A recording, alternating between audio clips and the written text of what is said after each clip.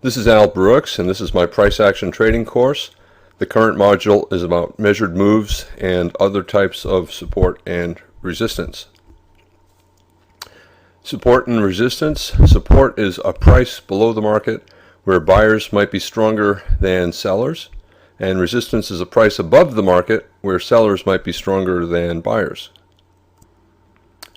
So why should we bother finding support and resistance, given that most of the time support or resistance will not stop a trend? It's because all reversals take place at support and resistance. So if you know where support and resistance is and you watch the market's behavior when it gets there, you're in a position to take a trade. You'll either look for a breakout or a reversal. So what's the big picture when it comes to trading? Well, two things. Most of the time traders are buying at support and selling at resistance. And then the other time that they're taking trades is during breakouts, strong trends. So for example, if the market's in a strong trend, it's racing towards some resistance level, traders will be buying the market in very tiny pullbacks, and they'll expect that every minor resistance level along the way will fail. The market might pause at resistance levels as bulls take partial profits, but the market will usually continue up through all resistance levels. Ultimately, when it does reverse, it'll be at a resistance level. But during a breakout phase of a bull trend, traders will be buying for any reason, and I talk about those in the module on trading a strong bull trend, a bull breakout.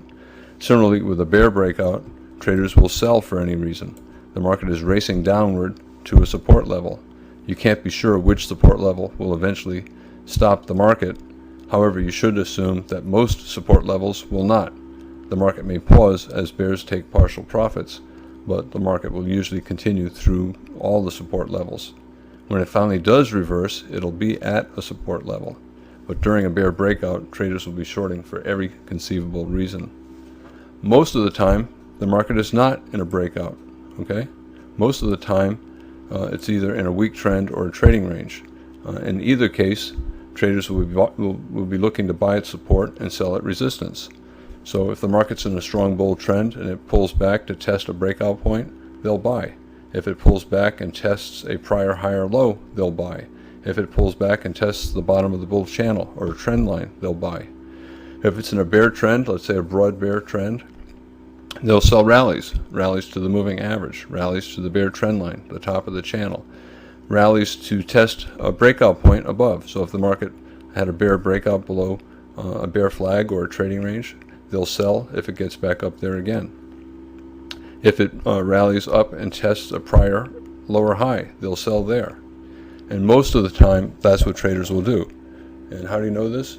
They tell you. Just turn on television, watch on CNBC, watch Fox Business News. When traders are talking about trades that they take, most of the time they're simply buying at support and selling at resistance.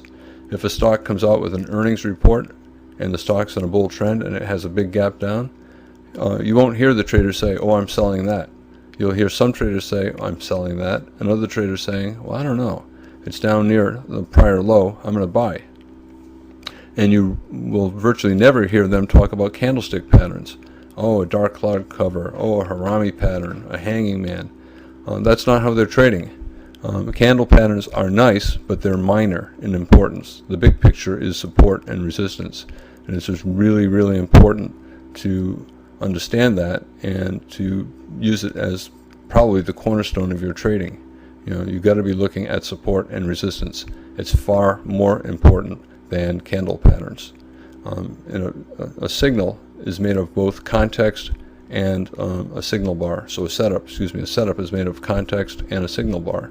The signal bar is the little candlestick pattern at the end. The context is what all the bars to the left show, and that includes mostly support and resistance, and it's far more important than the candlestick pattern. So for example, in a strong bull trend, a candlestick pattern is meaningless. You're going to buy for any reason. Even if there's a strong bear reversal bar, experienced traders will buy below the strong bear reversal bar, expecting the bar to be just trapping inexperienced bears into shorts, and the short will quickly turn into a bull flag. And smart bulls will enter exactly where those bears will have their stops and where they'll exit with losses. So big picture, support and resistance. And then 5% of the time when it's in a breakout mode, you enter for any reason in the direction of the breakout. The advantage of placing trades at support and resistance is that the trader's equation is very strong. The reward can be much bigger than the risk, and the probability is usually between 40 and 60%, and that creates a very strong positive equation, trader's equation. What types of support and resistance are most useful? Trend lines, prior highs and lows, and measured move projections. So for example, if the market's in a bear trend and you draw a trend line across the highs, you look for the market to test the trend line, and if you get a strong bear reversal bar, you have a strong setup for a short. Your risk is small, the height of the signal bar, and your reward is large, probably at least twice as much as what you are risking.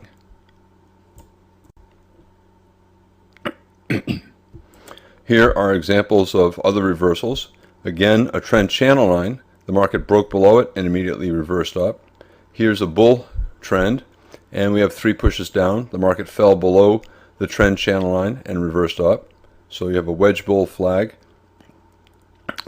after a very strong breakout. So it's a higher low major trend reversal at a trend channel line. Here we have a double top. You can call it a wedge, you can call it a triangle, and it's at the top of a trading range. The market poked out of the top and then reversed down. And again, a bull channel, now at the bottom of a trading range, so near a prior low, so you have a large double bottom, and the market poked below the trend channel line and is reversing up. So small risk, you enter 1 tick above the high of the bar, you stop as 1 tick below the low of the bar, and your target is somewhere around the top of the trading range, and that's several times bigger than the amount that you're risking, yet the probability is at least 40%. I say that because probability for most trades is 40 to 60%, and if you're not certain, assume that it's 40%. If you're very, very confident, assume that it's 60%. Prior highs and lows are support and resistance. So we have a high here. The market went a little bit above it and then reversed down in a strong bear reversal bar, creating a double top. A prior low here. The market touched it but broke through. However, when we got down to another low just a little bit lower, we got a big tail. We tried to push down again and got a tail. We tried to push down again and we got a tail, and this time we have a strong bull reversal bar.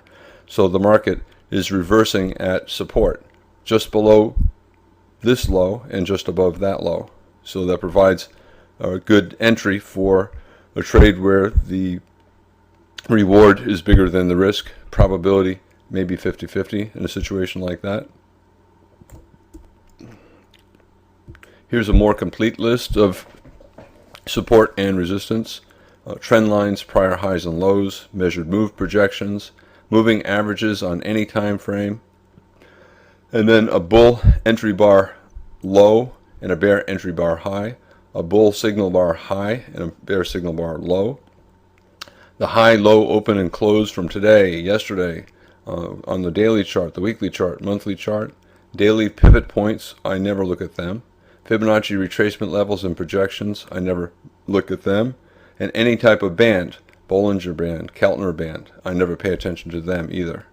You can make trades off these things even though I don't pay attention to them, but I think the other types of support and resistance are much more reliable, and they provide me with enough signals that I don't have to look to less reliable support and resistance. Here's an example of a strong bull trend, and the moving average is support. I use a 20 bar exponential moving average. We have a strong bear bar trying to reverse the trend. It hit the moving average, and we immediately got a bull inside bar. So that is a good high 2 pullback at the moving average and a strong bull trend. 1 push down, 2 pushes down. So you can call it an ABC pattern. You can call it a high 2 buy setup. In any case, it's a strong buy signal and a strong bull trend at a support level.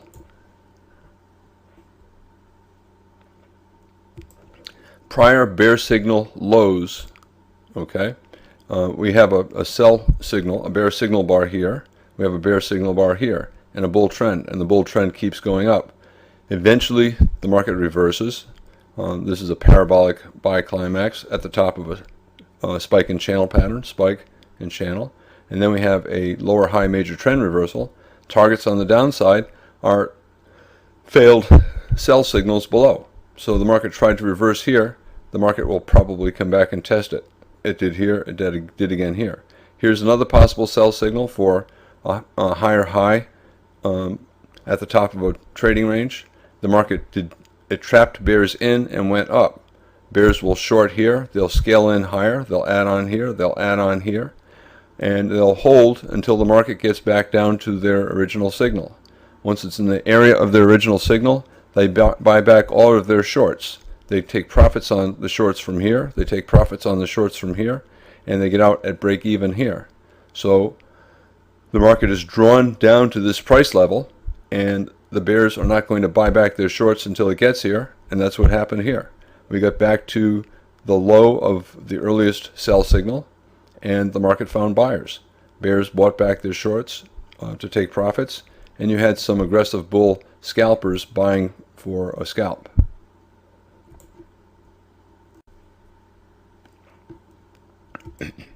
Okay, a bear signal bar low. So we have an IOI top to this spike and channel pattern, possible sell signal. We sold off, and then we got drawn back up to test the original entry price, the low of the signal bar. So that is a magnet. It's a resistance level, and you can see the market created a 2-bar reversal here. So it's a short, 1 tick below the bear bar. It's also a wedge bull flag, 3 pushes up, 1, 2, 3, or you could use maybe this high, 1, 2, 3, and it's a good looking sell signal for at least a test down to the bottom of the range. And possibly a second leg down, and a leg 1 equals leg 2 bear trend. Most measured moves that I use are based on spikes. You can use the term breakout, you can use the term trend bars, it doesn't matter, all the same thing. So most measured moves are based upon breakouts and on trading ranges. In other words, strong trends and trading ranges. Measured moves are most useful for profit taking.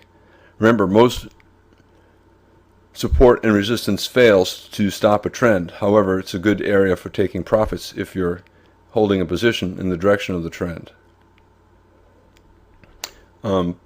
If the context is good, you can look for a reversal trade at a support or resistance level, for example, one based upon a measured move.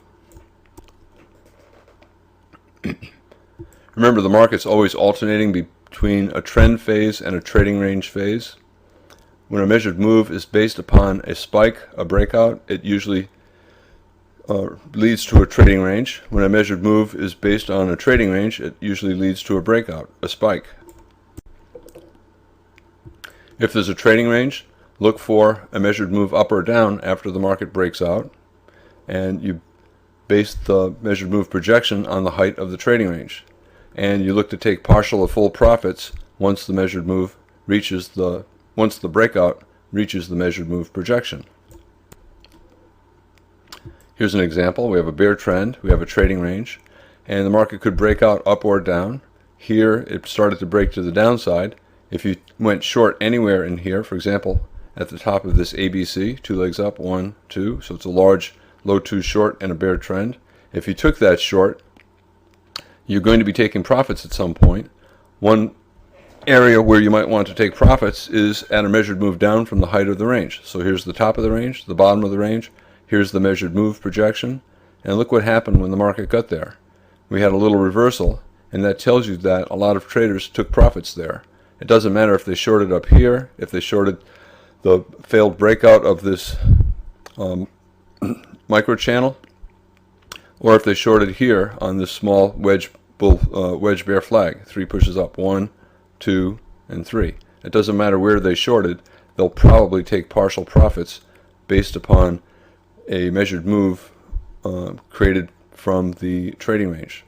And you can see they took partial profits. They didn't buy everything back. We got a little bounce, and then the bear resumed. If the breakout keeps going after hitting a measured move target, then look for a measured move based upon the height of the spike, on the height of the breakout. And then you take more partial or even full profits at measured move projections.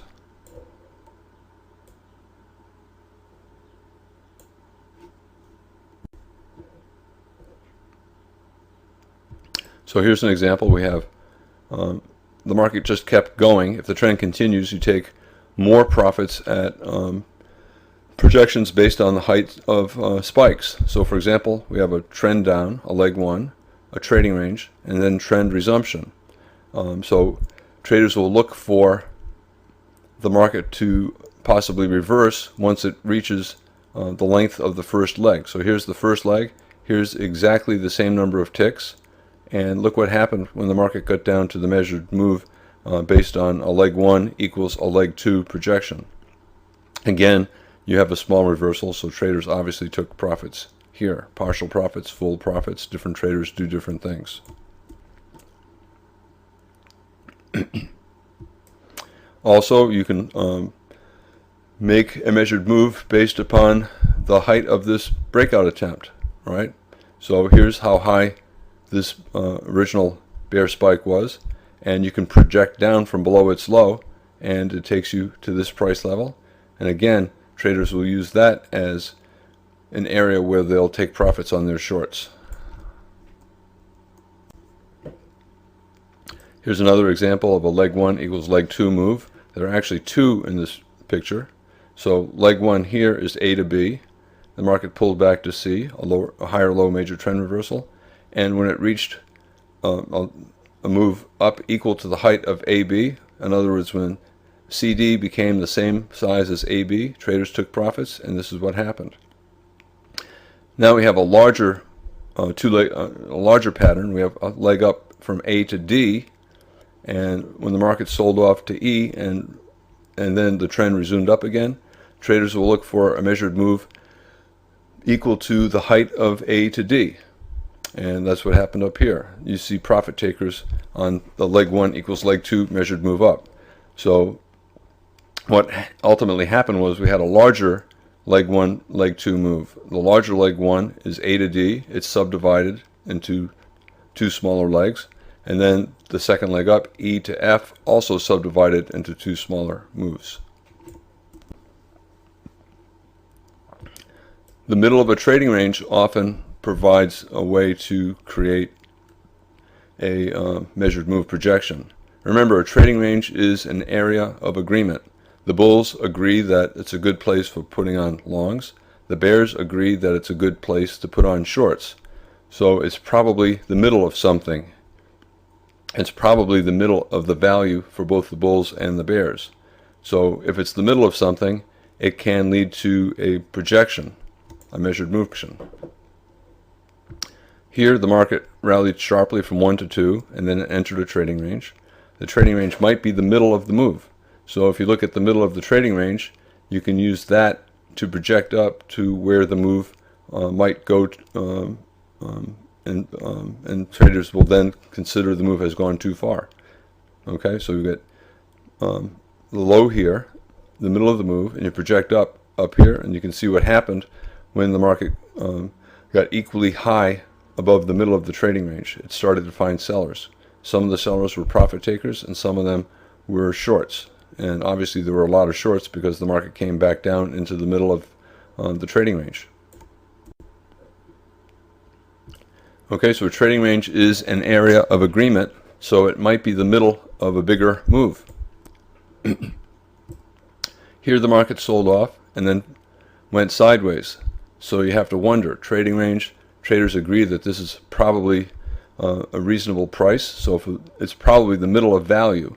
Both the bulls and the bears like this area. Both the bulls are buying and the bears are selling. That's why we're going sideways. So it might end up being the middle of the entire move. So traders can project down from the top of the move to the middle of the trading range, and then find where a measured move down would be, and bears will look to take profits in that area. Here on the upside, we have a pretty strong move up, and then two-sided trading. So both the bulls and the bears think of this as value.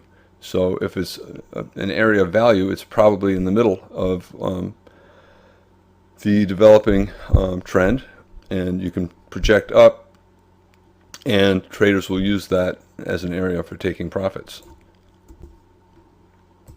The height of the spike, in other words, the height of the breakout, often leads to a measured move projection. So here we have a very strong bear breakout. You could say the breakout continued all the way down to here or all the way down to here. It doesn't matter. But when you have a 2 or 3 or even 1, 2, 3, 4 consecutive very strong trend bars, traders will look at the open of the first bar to the close of the last bar and project down, and that's an area where they'll look to take profits. And that's what happened when the market reached the measured move projection. The bears took profits, aggressive bulls started to scale into longs for a scalp up.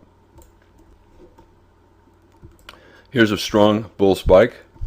You can use the open of this bar to the close of this bar, the open of this bar to the close of that bar, the low of the spike to the top of the spike, the open of the spike to the top of the spike. No one knows in advance what traders will use for measured move projections, and I tend to look at all the possibilities. And measured move projections based on spikes can go either direction, up or down. So here's a bull spike, and the market started to reverse. So when the market started to form these two bear bars, you had to wonder that it might break out below the low of the spike and then go down for a measured move, which is what it did. There's something interesting about this measured move. I said use the open of the spike. This is also the open of the day, and this is a fairly common situation where you have an open of the day, and then the market goes up for about half of an average daily range. It then reverses through the low of the day, and it very often then finds support at exactly a measured move in the opposite direction. So we had the open, it traded up for about half of an average daily range, and then it started to reverse. When it's starting to do this, traders expect it to trade down for about the same number of ticks, and for the open of the day to end up as the exact middle of the day, creating a perfect doji bar on the daily charts. So traders will look to take profits down here, and aggressive bulls will even buy, looking for the market to come back to the open of the day and possibly form a perfect doji bar on the daily chart. Instead, on this particular day, we had a double bottom bull flag here for a higher low major trend reversal and a reversal up toward the high of the day. On the daily chart, this will be a reversal day. Here's the open, then a tail on the bottom, and then a close on the high. So the point, again, the open of the day sometimes is the middle of the day, and traders look for measured moves based upon the first move. Here's a strong bear spike, so you always look at the open of the spike to the close of the bar, and you look for a measured move up or down. Here's the measured move up, and look what happened. Okay, the market broke above the high of the bar and raced up and went a tick or so above the high of the bar and found sellers. Who's selling? Well, the traders who bought down here will look to take profits at measured move projections, and it turns out that today they took profits at a measured move based upon the height of the bear body, the height of the bear spike. And you probably had other traders shorting as well.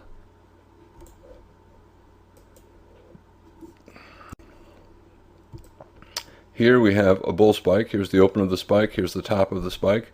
I could have also used the open of the spike to the close of the final bar of the spike to generate a measured move projection. You can also generate a measured move projection based on the height of the trading range. Here's the bottom of the trading range. Here's the top of the trading range. And here's the measured move projection down. And traders will use measured move projections to take profits. And that's what happened here. So when the market reached the two measured move projections, you had a lot of buying. Most of the buying was probably mostly bears taking profits, and the market went sideways a little bit. and then the bears came back, and they reached this point and reversed up, a lower high major trend reversal, bear trend. Here's the trend line, here's the trend line break. Even though it did not reach the moving average, there was a lot of sideways trading with a lot of bull bars, so that's enough buying pressure for traders to look for a reversal. Once the market started to reverse up, traders will look for areas to take profits. One thing that they'll do is look for a measured move based upon the height of this trading range, and that's what happened up here. Bears will might scalp shorts. Bulls certainly will look for areas to take profits, and this is a logical place for them to take profits. It's also a test of the original breakout point in the sell-off back here. Here's the breakout point, and here's the breakout, and the market came back to test that area.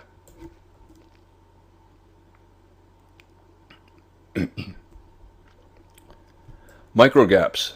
Every trend bar is, and for every trend bar, you always look at the bar before it and the bar after it, and if those two bars do not overlap, you have a micro gap. The trend bar is a micro gap, and it's a sign of pressure. If it's a bull trend bar, it's buying pressure. If it's a bear trend bar, it's selling pressure, and it increases the chances that there'll be follow through in the direction of that trend bar. So for example, we have a bear breakout and the bar before it, and you can look at the bar after it, or even the bar over here. We have a micro gap. The bulls were unable to push the market back above the breakout point, the low of the bar before the trend bar. That's a sign of selling pressure, and it increases the chances that there'll be further downside movement. Okay, we have some highs here, and then we have a little breakout bar, and the pullback did not fall below the breakout point. So that's a sign of buying pressure, urgency on the part of the bulls. You'd expect higher prices. We have a big bear breakout here. Here's the breakout point, and the market did not come anywhere near the breakout point on its pullback. So a sign of tremendous urgency, a lot of selling pressure, and the market probably will go lower. A gap here. Here's the breakout point. Here's the bear breakout. The pullback did not go above the breakout point, so we have a micro gap in here, and it's a sign of strong selling, and you expect lower prices. Here's a bull breakout, the close above the high of the prior bar. The next couple of bars tried to come back and test, but they could not fall below the breakout point, a sign of buying pressure, and it increases the chances that the market will go up.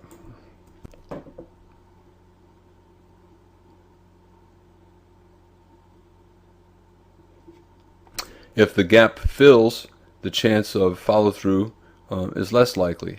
So for example, here's a bear breakout, here's the breakout point, but this rally went above the high of the breakout point, and that reduces the chances that the market will go down much further. Each of these red lines is other examples of that. Here's a bull reversal bar.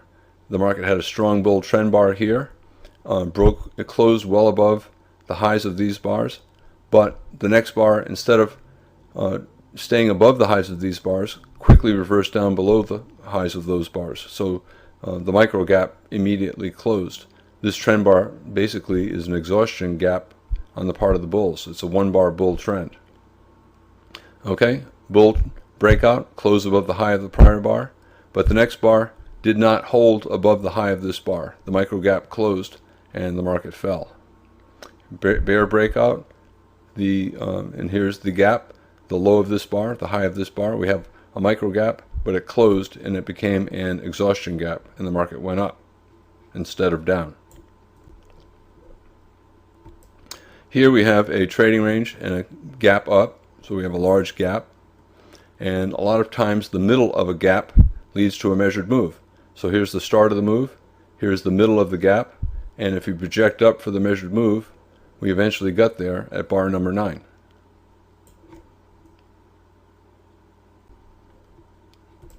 Okay, we have the markets trading down to this point, and then rallied, and then broke below 0.2 over here. So potential measuring gap, and the high of this bar stayed below the low of that bar. This pullback stayed below the low of that bar. So and then the market started to turn down again. So that left us with a gap below the low of this bar, above the high of this bar. The middle of that gap might be a source for a measured move projection. Here's the start of the move, here's the middle of the gap, and traders will look to take profits at the bottom of the measured move projection. Aggressive bulls might buy, especially given this strong bull bar. At this point, they would only be buying for a scalp. Here we go, a bear trend. The market broke out below point number 2. It pulled back at 4 and 6 into a double top bear flag and started to turn down. So that left us with a gap, this gray box. You can look at the middle of the gap and the start of the move to create a measured move projection down. And the market fell a little bit below it and then reversed up. So traders took profits here, and we had pretty good buying pressure. And that tells you that probably bulls were buying as well. And that's what we can tell certainly from the strong reversal up. So traders take profits at measured move targets, and you also have traders taking positions in the opposite direction. There are often many possibilities for measured move projections. Here we have a reversal up. Here we have a strong reversal up in the spider. So the market may go for a measured move projection based on the height of the sell-off. So traders will make a projection up and look to take profits in that area. We have a very strong bull spike, and strong bull spikes usually lead to measured move projections. The spike became very strong at the start of this bar, and it continued up through this bar, so traders will be looking to create measured move projections based upon that spike. Maybe from the open of the spike to the close of the third bar of the spike, maybe the bottom of the spike to the top of the spike, maybe from the bottom of the leg up to the top of the leg up. All of those projections come out in the same general area. Whenever there's a confluence of resistance levels in the same area, it becomes more likely that the market will turn down at that price level, because different firms will use different projections, and if a lot of firms all have projections in the same area and they all start doing the same thing, taking profits or taking trades in the opposite direction, it increases the chances that the trend will reverse. And you can see that when we got up to this general price area, the bulls took profits and the bears went short. On the way down, we're trending down, and then we had a breakout bar late in the trend. This is a breakout bar, and it turned out to be a 2-bar reversal. So traders are wondering, is it the end of the move? Is it a sell climax? Or will the gap stay open and become a measuring gap? At this point, we had a pullback that tested the low, and then the market started to turn down again, so traders began to think that this might be a measuring gap for a measured move down, maybe based from the height of this leg, or maybe based on the height of the entire move down. Traders will look at both. The market sold off to this point and then turned up here, but look what happened. It did not close the gap. So that increases the chances that this is a measuring gap. We have a 2-bar reversal on the test of the gap. Traders will also short below here. So they shorted below this bear bar after it turned down after testing the breakout point, and they'll short again here below this 2-bar reversal on the test of the breakout point. And the market reached the measured move projection at the end of the day.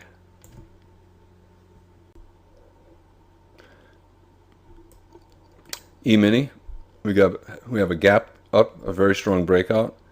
Here's the bottom of the gap, here's the top of the gap, and this is the middle of the gap, so look for a measured move up. And the market turned exactly at the middle of the gap. We have a bear leg that started here with this bear spike and a gap between the pullback and the breakout point, and the market in this case went well below a measured move down. And that is the end of the module on measured moves and other types of support and resistance.